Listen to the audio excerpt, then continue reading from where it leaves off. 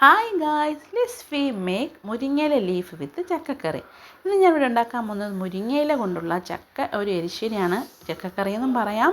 ആവശ്യമുള്ള ഇൻഗ്രീഡിയൻസ്: ചക്കയും ചക്കക്കുരും കൂടി നല്ലവണ്ണം കഴുകി വൃത്തിയാക്കി അരിഞ്ഞു വെച്ചത്, മുരിങ്ങയില, തേങ്ങ, ജീരകം, പച്ചമുളക്, മഞ്ഞൾപ്പൊടി, 2-3 അല്ലി വെളുത്തുള്ളി, കുരുമുളക് പൊടി, ചുവന്ന മുളക് പൊടി.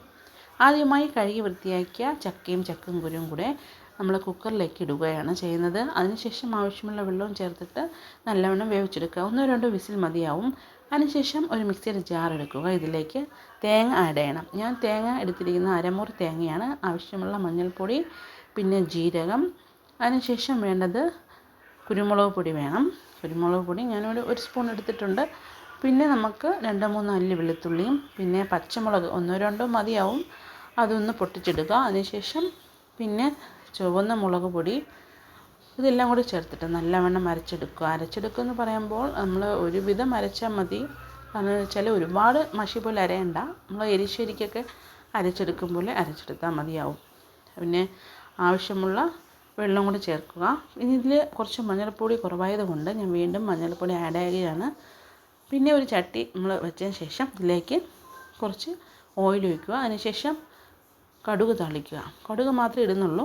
അതിനുശേഷം നല്ലവണ്ണം കഴുകിയ മുരിങ്ങയില ഇടുക, ഉപ്പ് ചേർക്കുക. ഇതിലേക്ക് കഴുകി വൃത്തിയാക്കിയ ചക്ക ചേർക്കുകയാണ് ചെയ്യുന്നത്. അതിനുശേഷം നമ്മൾ ഈ അരപ്പ് ഇതിനകത്ത് ഒഴിക്കുകയാണ് ചെയ്യുന്നത്. നല്ലവണ്ണം കലക്കിയെടുക്കുക. അതിനുശേഷം ഇതിനകത്ത് ഒഴിച്ചിട്ട് കുറച്ചൊന്ന് വറ്റിച്ചെടുക്കണം. ഒന്ന് കുറുകി വരുന്നവരെ വറ്റിച്ചെടുക്കണം.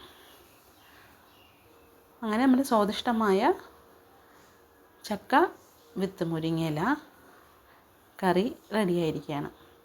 എൻ്റെ ഈ വീഡിയോ ഇഷ്ടപ്പെട്ടെങ്കിൽ please like, share and subscribe. വീണ്ടും ഒരു വീഡിയോയുമായി വീണ്ടും കാണാം. അതുവരേക്കും എല്ലാവർക്കും ബായ്.